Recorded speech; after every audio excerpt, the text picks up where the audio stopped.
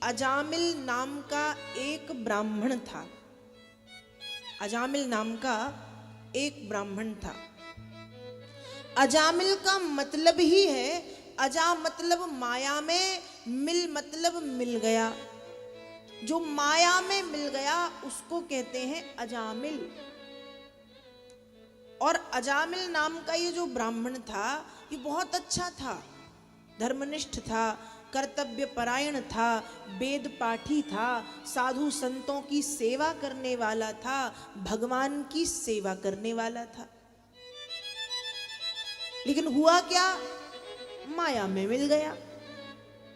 एक दिन ये अजामिल किसी काम से जंगल गया था और जब ये जंगल से वापस लौट रहा था ना, तब इसकी दृष्टि पड़ी एक गलत आचरण वाली स्त्री पर। और जब उसको देखा, जिसको हम कहते हैं वैश्या, उसको जब इसने देखा तो ये उसकी तरफ हो गया आकर्षित, उसकी ओर ये आकर्षित हुआ। और ऐसे आकर्षित हुआ कि इसने अपनी धर्मपत्नी का त्याग कर दिया और धर्मपत्नी को छोड़ करके ये उसी के साथ रहने लगा। और भैया कहते हैं कि जैसा होगा संग वैसे ही चढ़ेगा रंग। गांजा पीने वाले व्यक्ति के साथ रहने लगो तो आपको वो बीड़ी सिगरेट गांजा पीने में समय नहीं लगेगा। मुश्किल से हफ्ता 15 दिन में आप गांजा पीना भी सीख जाओगे, भांग खाना भी सीख जाओगे, शराब पीना भी सीख जाओगे, सब सीख जाओगे, सब बनने लगेगा आपसे। कितने दिन में? हफ्ता 10 दिन में। तो ये गलत संगति का असर जल्दी पड़ता है। अच्छी संगति को जीवन में आने में समय लग जाता है।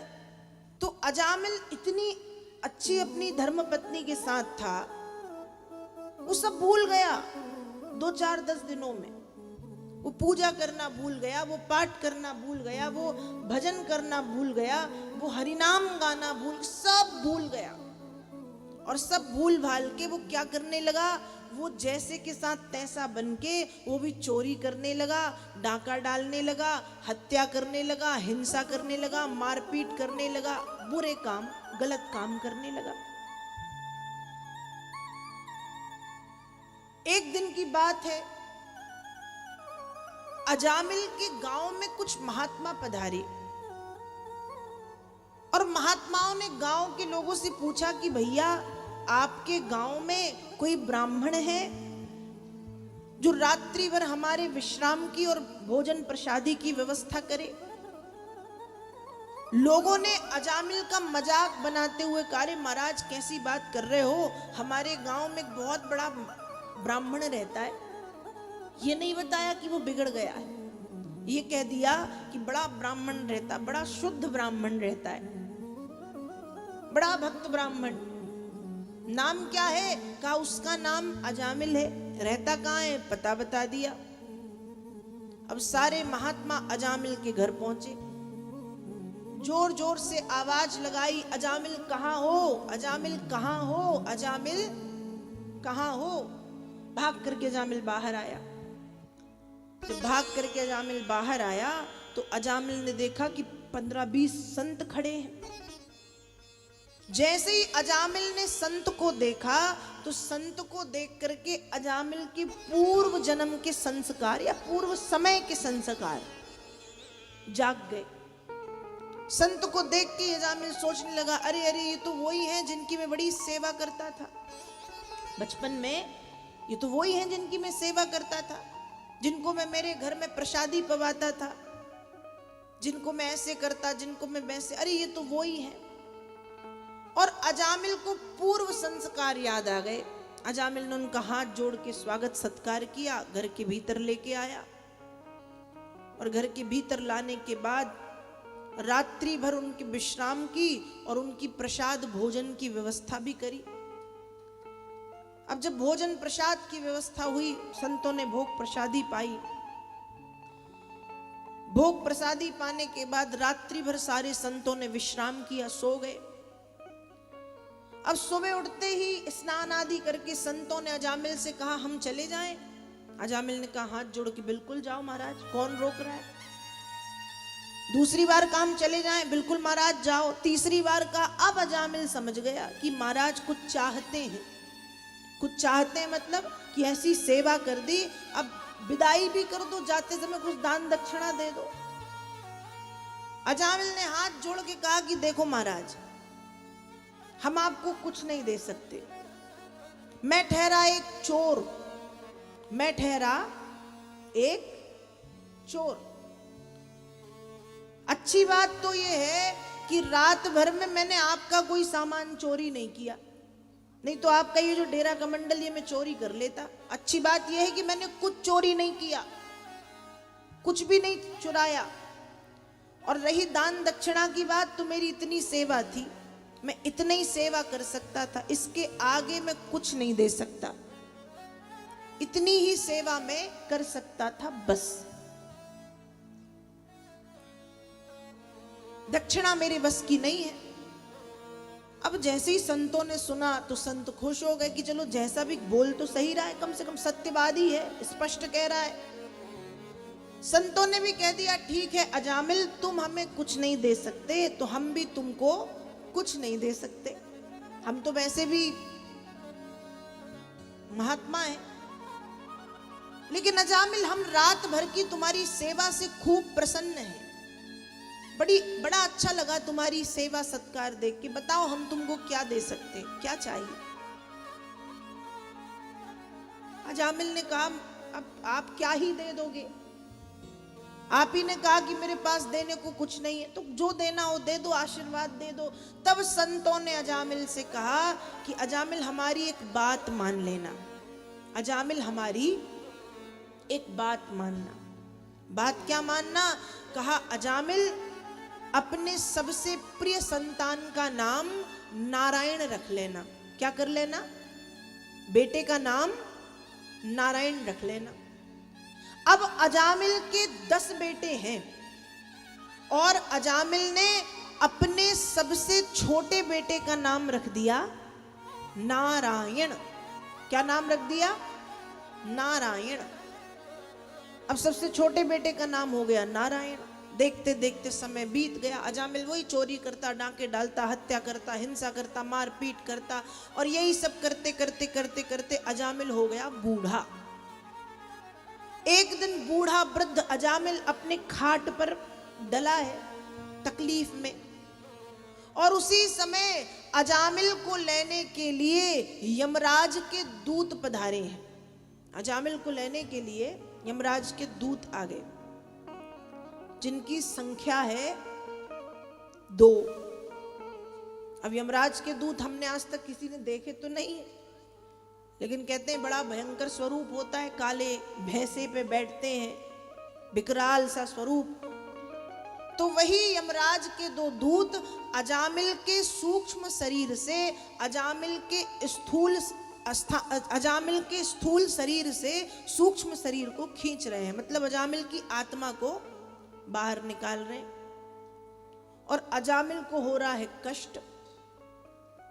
और जब हमको कष्ट होता है, जब हम परेशान होते हैं, तो परेशानी में हम सबसे पहले अपने प्रियजनों का नाम लेते हैं। ये बात सबने गौर की होगी कि जब हम परेशान होते हैं तो हम जिनसे सबसे ज्यादा प्रेम करते हैं, जिनका हमसे सबसे ज्यादा लगाव होता है, हमको विपत्ति में उनकी याद आती है।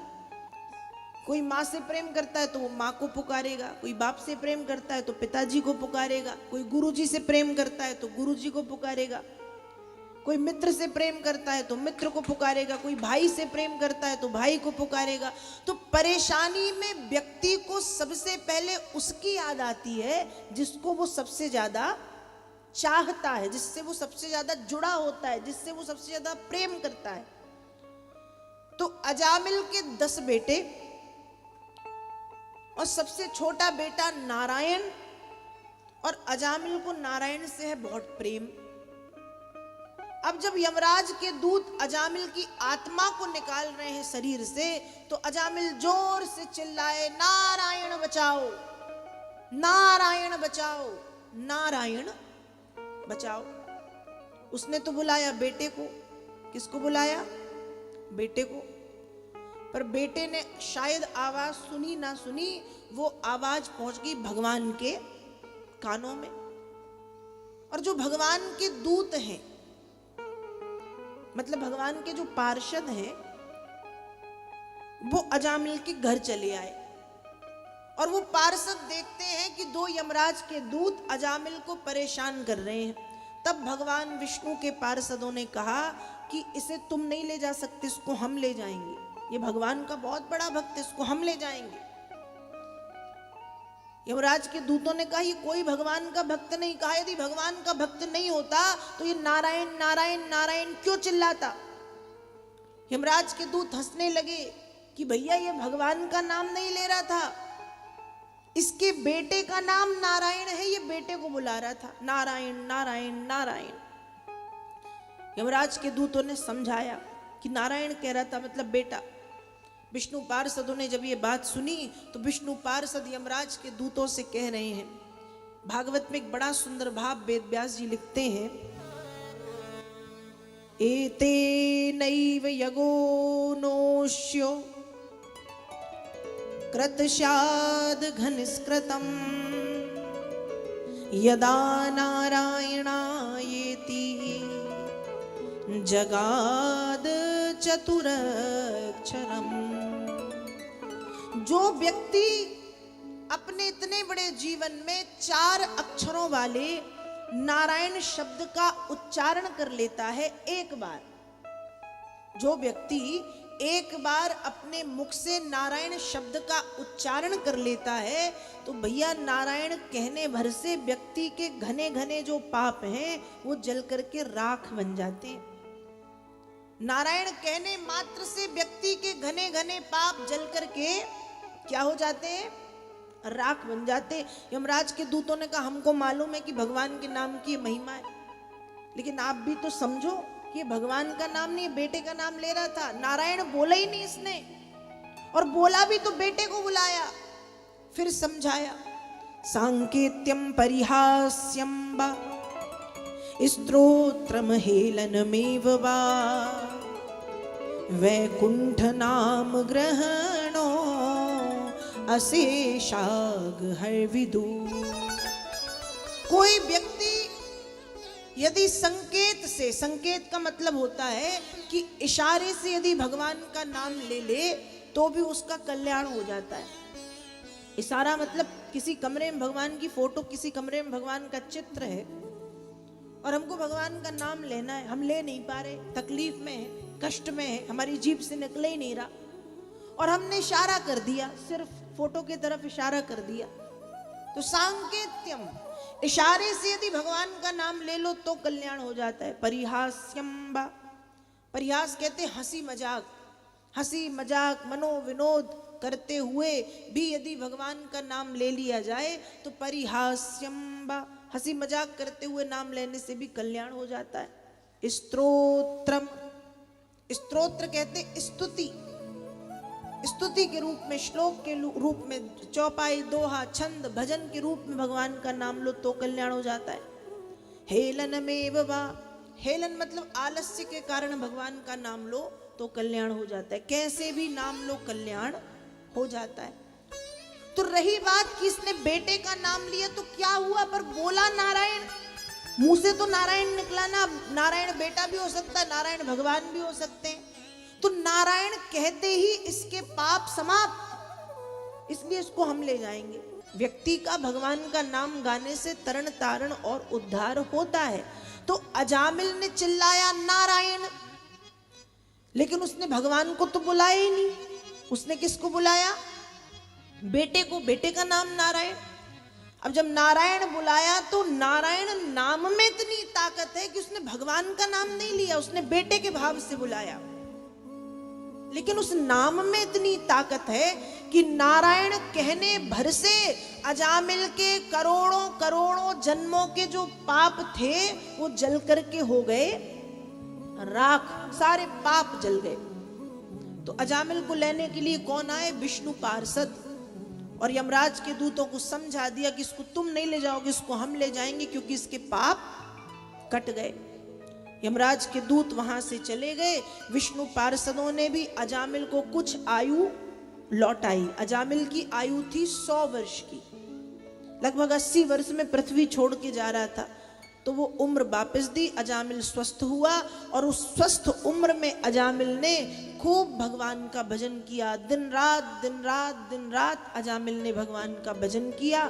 और भगवान का भजन करते करते जब अजामिल की मृत्यु हुई तो मरने के बाद ऐसे महापापी अजामिल को भगवान का परम धाम, भगवान का परम पद प्राप्त हुआ।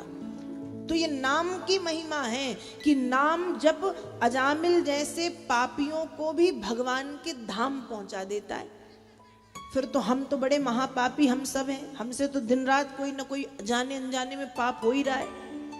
कभी जान के पाप कर देते हैं, कभी अनजाने में पाप कर देते हैं, तो पाप तो हम सब कर रहे हैं। इसलिए थोड़ा थोड़ा सा हमें अपने जीवन शैली में भजन को धारण कर लेना चाहिए।